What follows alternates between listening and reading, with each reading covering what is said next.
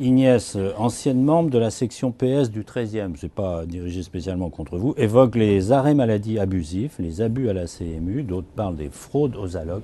Est-ce que la fraude représente quelque chose d'important d'abord, hein, et puis plus largement sur les dépenses, où peut-on faire des économies? Alors d'abord, il faut être absolument, il faut avoir aucun laxisme vis-à-vis de la fraude, et en particulier la fraude aux prestations sociales. Une fois qu'on a dit ça, les quelques rapports dont nous disposons disent quoi? Disent que 80% de la fraude, elle est sur les cotisations, elle n'est pas sur les prestations. C'est-à-dire que, en gros, c'est le travail au noir, les entreprises, etc., etc. Donc ça, j'entends rarement quand ceux qui protestent, ils ne parlent pas de ça. Donc 20% de la fraude, par contre, semble être au niveau des prestations. Et là, il n'y a aucune facilitation à laisser faire. Il faut évidemment être... alors ça a beaucoup progressé. Et puis voilà, il faut être très, très actif pour lutter contre cela. Il y a d'autres économies possibles que la lutte contre la fraude? On peut imaginer quand même qu'il y ait une harmonisation aussi d'un certain nombre de régimes qui fait qu'on puisse économiser quelques dizaines ou quelques centaines de millions d'euros en unifiant un petit peu des éléments de gestion. Est-ce qu'il faut vraiment des caisses primaires d'assurance maladie alors qu'on a des ARS qui soient dans des moitiés de départements? Est-ce que si on le faisait au plan régional, ça ne serait pas suffisant?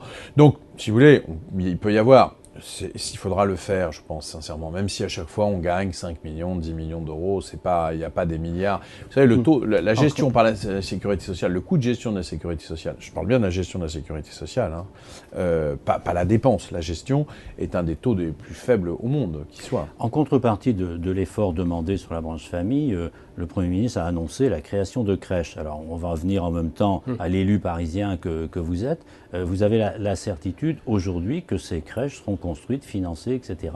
et que la garde des enfants de 3 ans sera assurée? Écoutez, je ne sais pas. Alors, il y a un effort qui est fait qui va dans cette direction. Et car vous soulignez un point très important. On parle des allocations. J'allais dire que la vieille sécurité sociale, c'est celle qui répare ou celle qui compense essentiellement par de l'argent. Je pense que la nouvelle sécurité sociale, c'est pas celle qui répare, mais c'est celle qui va prévenir.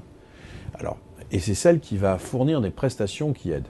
Alors, celle qui veut prévenir, c'est la prévention en matière de santé, c'est à la retraite aussi des politiques de lutte. On n'a pas parlé de la dépendance sur les problèmes de retraite. Moi, je souhaite que la dépendance soit abordée, évidemment, dans la discussion des retraites, et donc qu'on ait des attitudes préventives dans toutes les politiques sociales. Alors, en matière d'allocation familiale, on sait que ce qui est aujourd'hui le plus utile pour les familles et le plus juste dans la lutte contre les inégalités, c'est pas le fait de donner des chèques, encore que c'est utile bien sûr, mais c'est la possibilité par exemple de scolariser ou de socialiser très tôt les enfants.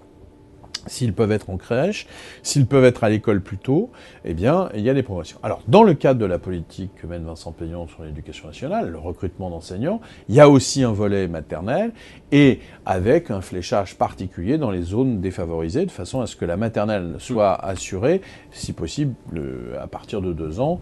Dans certains cas, c'est quelque chose de très utile. Donc, j'espère bien que cette politique va être mise en œuvre. C'est la politique du service public de la petite enfance.